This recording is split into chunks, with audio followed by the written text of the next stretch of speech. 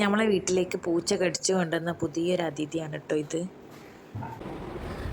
ഇതാട്ടോ നമ്മളാണ്.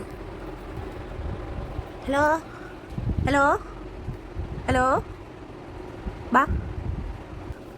ഹലോ, പേടിക്കണ്ട കേട്ടോ, പേടിക്കണ്ട കേട്ടോ.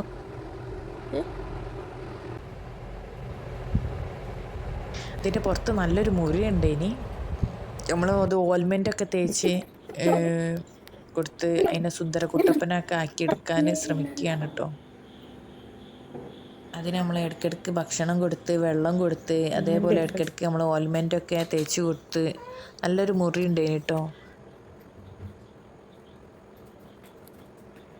എൻ്റെ കൂടെ പണിയെടുക്കാനും ഒരാളും കൂടി ഉണ്ട്. എന്താ പണിയെടുക്കാനുള്ള ആൾ.